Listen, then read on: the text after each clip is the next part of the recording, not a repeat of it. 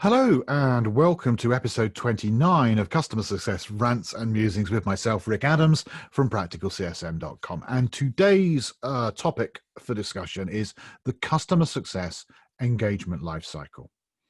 So first things first, let's define what we mean by that. So I'm talking about the customer journey, and it's not the entirety end to end of the customer journey. It's the bit from when the customer's made the purchase through to the end, the final attainment of the very final outcome that they want to get out of the purchase, so that there is no more value to be had. So there is, of course, an important part of the journey that happens before all of that, before they make that purchasing decision and before they make the purchase.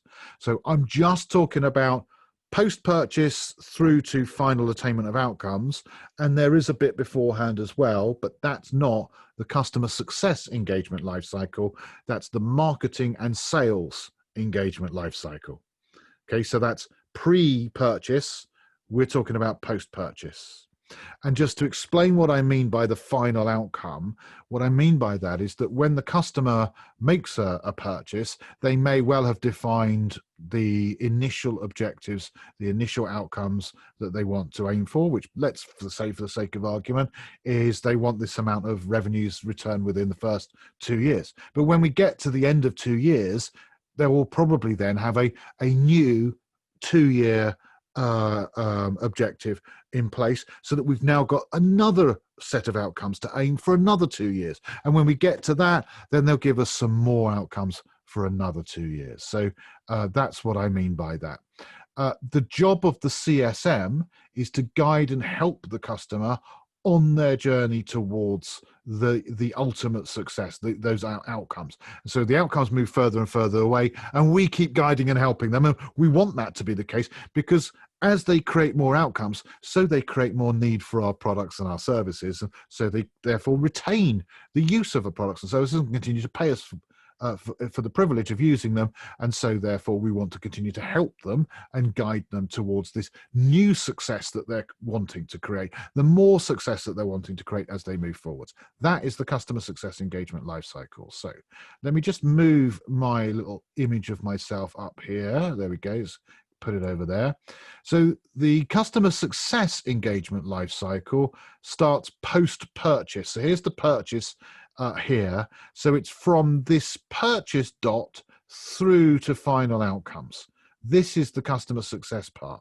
And this is the bit that the customer success manager is, if you like, responsible for helping the customer with. It's the customer's journey.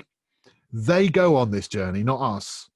So it's their journey. We are responsible to guide and help them from after they've made the purchase through to when they can start utilizing it, through to then utilizing it for many, many, many years, which is why we've got these two little sort of arrows here. This is a long time period, okay, through to when all value is fully and finally attained at some stage in the future, when they say, well, you know, we don't do what we used to do anymore, so we don't need your product anymore. Okay. And that may never happen, right? They might continue using it, kind of, you know, ad infinitum forever, and that's great for on both counts if that's the case. Okay, so what are we talking about here then? Well, here's the overall journey of the customer. The start point is when the customer encounters a challenge in their organization and recognizes the need for change in their organization. And at that point, they then define, well, what do we need to achieve? And then they define, well, what's our strategy for achieving that? And then they look at themselves and say, well, how are we going to do that? Yeah, which people are we going to put onto this strategy? And what processes are we going to adapt or create new? And what resources do we need? And which of those resources do we already have, and which don't we already have? And how are we going to get them? Well, we need to go out. If we haven't got them, we need to go out and purchase them. And that's where we get involved, right? And that's where the marketing comes in, because the marketing is out there saying, hey, we are this company. We're really good. We do these things. We do them really well. Here's some examples of use cases and case studies that you can look at to show how great we are. Come and engage with us if you need something like this. And then the sales, if that sort of rings a bell with the customer, they go, yeah, we want to put them on the short list of organizations to engage with, to see if they've got the right resource that we need for our strategy. Then the salespeople kick in and they then we'll work with the customer to make sure that they have identified, yes, that's the right product or service or whatever. Yes, we can really help you. Here's how. Build a proposal, send the proposal in, with a cost and and so on, and then negotiate the contract with them and go through to purchase. So if they choose to purchase with us, contract is signed, sales has done their job. Now they've made the purchase, there's a whole bunch of other stuff that might need to take place. Depends what's being bought. And if it's a physical thing, it might still need to be made. It may need to be manufactured. It may need to be shipped. It may need to be installed. It may need to be configured. It may need to be customized. And that could be the case for software as well as for sort of physical things. Or it could be as simple as the customer gives in their credit card online, and now it's online and available. They've chosen a password and off they go, and they're using our software as a service. So that the period from when they make the purchasing decision to when that thing is ready for use could be a long period where it's being made and installed and configured and shipped and all the rest of it. Or it could literally be moments and it's now available and ready. But the fact that the product is now ready doesn't mean the customer is ready, because how long will it take the customer to get to value realization, which is this next dot here? Well, that's up to us now. The customer success manager now comes in and takes over from the salesperson who's taken them on the sales journey and says to the customer, right, here's what you need to know. This is what you've bought. This is what it does. This is what you are trying to achieve. These are the outcomes you need to achieve. These are the features that can help. These are the processes that you need to create. These are the users that need training. Let's go and build a plan to get you onboarded, to get you adopted. So the onboarding and the adoption takes place during this period between purchase and value realization being able to be started, when the users are now communicated with and willing to do what they need to do. The processes have been written, the product is available for them to use, and there's support in place, and they've been trained and they know what to do. And now they can start generating value. And that's from the utilization stage onwards forever, until such time as there is no value, then they don't want to use the product anymore. So these periods do sort of differ.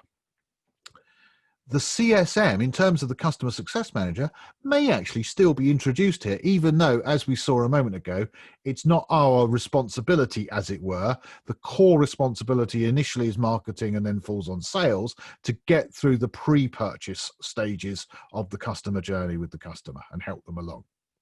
But we might actually be introduced at some stage in that process so that we can then explain the value of what we're going to be doing later on. Once they've made the purchasing decision, once it's ready for use, we're going to step in and we're going to be your guide and we're going to help you. And that can be great for sales because it's it's another USP, right? It's another thing that is value that we're selling. We're not just selling the product, we're selling the product and a customer success manager to help them get value from the product. But most of the engaging that we do is between the time when the contract is signed and the moment when they can be fully productive with our product, when the value realization is starting. And that's this onboarding and adoption phases that we're going through, where we're making them aware of what they've bought, of the implications of what they've bought, where we're helping them to identify who in their organization is going to be impacted in what ways, what process changes are occurring, who needs training in what ways, who needs communicating to in what ways, who needs support in what ways, who might need incentivizing. Yeah. So that is the core of what the CSM does here. Once they're up and running and working on all of it, really then it's a case of ongoing monitoring, reporting, measuring taking place, checking that they are getting where they need to get and reporting back to them to say, yep, we're on target, you're getting the value, all the outputs from all the users who are using the product is adding up to be the outcomes you need over time.